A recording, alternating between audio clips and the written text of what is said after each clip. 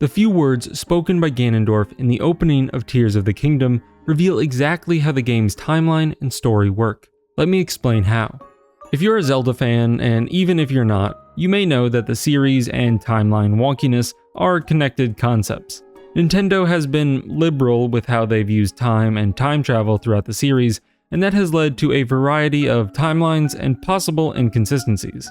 In looking at Tears of the Kingdom, we could worry that the same issues might arise, but luckily Ganon's words help us out. They show that he recognizes our protagonists, and this is pivotal. This fact clarifies the timeline and shows us that it's both sensible and consistent.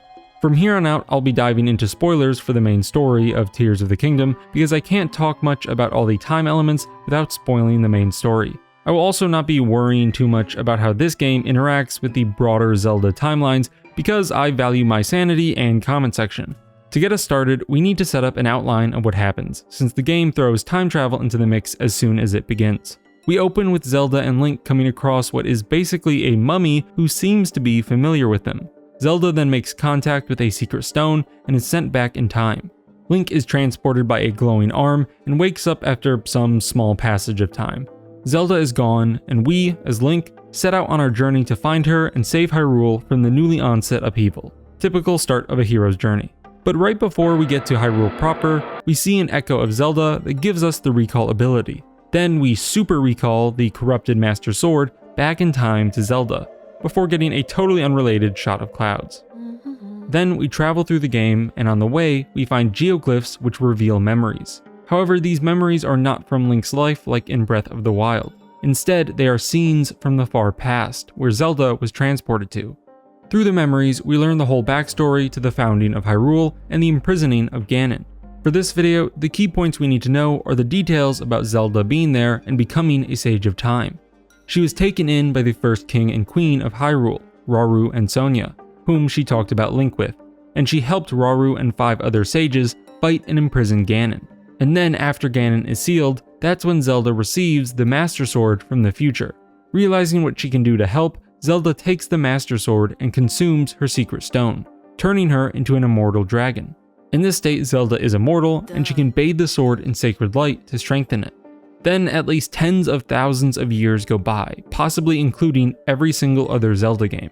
Eventually, in the present, we find Dragon Zelda and get the upgraded Master Sword from her. Then, at the game's finale, we fight Ganon the Demon King and Ganon the Demon Dragon. Zelda helps best the beast, and after the anime villain goes nuclear, the spirits of Rauru and Sonia help Link revert Zelda back to human form. A few cutscenes go by, and the game and time loop are over. So that's a brief summary of the game's story in terms of time travel. Laid out, the loop would look like this. Zelda and Link happen upon an imprisoned Ganon who recognizes them. Zelda is sent to the past via Secret Stone and her time power. In the past, Zelda helps the war effort, tells the crew about Link, and becomes a sword-infused immortal dragon. In the present, Link gets a new arm, sends the sword back in time, and ventures around Hyrule. Eventually, he gets the sword out of Dragon Zelda, blows up Ganon, and transforms Zelda back into Hylian. After that, the game and time loop are over. Now, there is one key detail in this loop that explains it all. It's the fact that Ganondorf recognized Link and Zelda from the very beginning, before we see Zelda go back in time. This one detail establishes what kind of time travel is happening, and it ensures that the timeline of Tears of the Kingdom is consistent and believable. But we can't go any further here without talking about a big something called metaphysics, which is a section of philosophy that deals with fundamental questions of being, of what is. In this case, we need to look at the metaphysics of time. We need to know what time is to figure out what kind of time travel makes sense. So, bastardizing thousands of years of philosophical toil and debate, we can very crudely set up a dichotomy. One view of time called eternalism and an opposing view of time called presentism. Here, eternalism means all time is real. The past, the present, and the future are all equally real in this view. There is no objective flow of time. The present is not privileged, it is just all that we as humans can experience. If anyone has read Slaughterhouse-5, this is kind of how time is depicted from the alien's point of view. On the other time hand, we have presentism, where only the present is real. Yeah, the names aren't great, I know, but surprisingly this isn't even the most generic name used for this view. Presentism can be intuitive. we go through time only feeling the present, so it's reasonable to think it exists in a privileged way different from the past and the future. But intuition can be deceiving. Developments in physics, namely in relativity, have led many scientists and philosophers to siding with a view of time more in line with eternalism than presentism.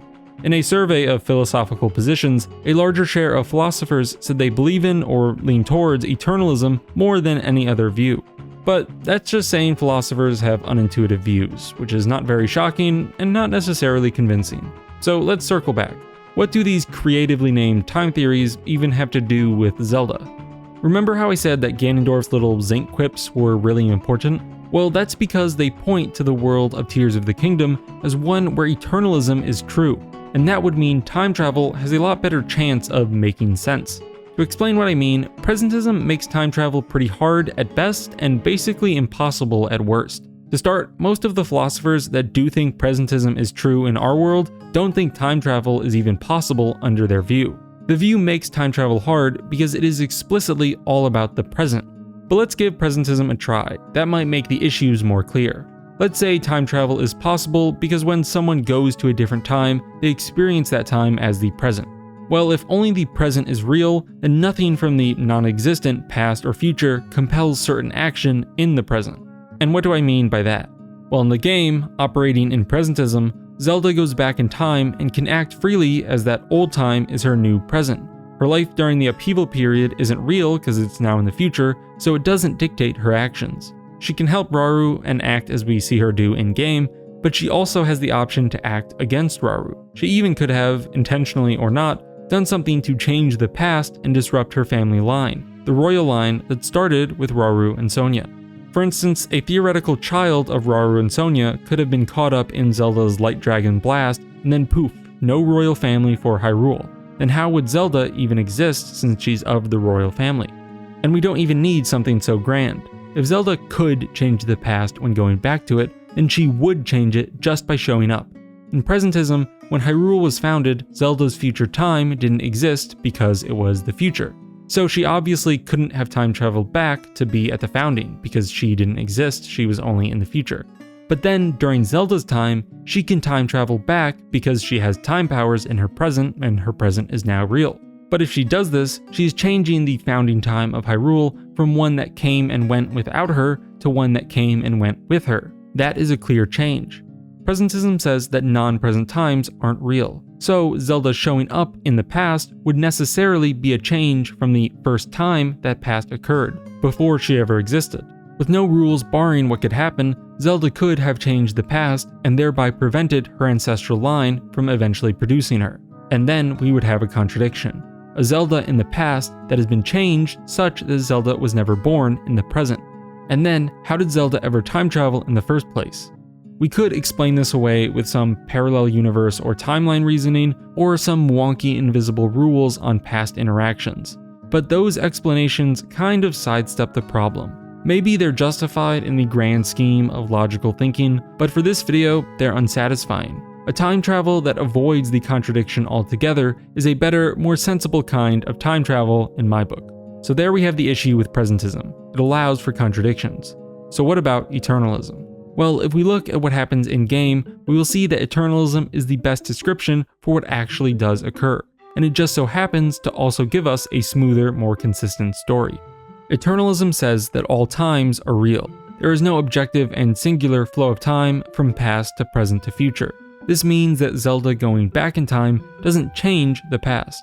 Her existence during the present was always real, so she had always time traveled back to the founding of Hyrule. The founding and imprisoning fight with Ganon always featured her. There was never a version of any of these events without her. Zelda did not change the past, she simply fulfilled it. And we know that this is what happened because of Ganondorf's dialogue. Before any time travel is shown, he recognizes and remarks about both Link and Zelda. This means that the Ganondorf we see in the game's beginning is 100% the same Ganondorf, no time or timeline changes, as the one that was imprisoned with the aid of a time-traveling Zelda. She would have had to have been in the past for Ganondorf to recognize her in the present. She also needed to be in the past to tell Rauru about Link, for Rauru to then tell Ganon about Link, to have Ganon know who Link is, as he clearly does in the opening. Eternalism allows for time travel that doesn't change the past. The past always exists, with the time traveling having occurred during it. This avoids any contradiction because right from the get-go, we know Zelda's actions don't cause her line's end or any other unforeseen consequence. This is because the past that produced Zelda was always the past that had her actions in it. Zonai Zelda was always baked in. The dialogue from Ganondorf lets us confirm that the world of Hyrule is no different the moment before Zelda time travels than the moment after she does. Because of this, I think we can say that the time travel in Tears of the Kingdom makes sense. The past isn't changed, so no contradictions or inconsistencies need to be worried about. No alternate universes or new timelines have to be created. Timeline-weary Zelda fans can rest easy for once. So that gives us a timeline for Tears of the Kingdom that seems sensible, fully explained, and philosophized. Let me know in the comments if I missed any major time inconsistencies. Subscribe if you enjoyed, and now let me get back to my poorly made contraptions.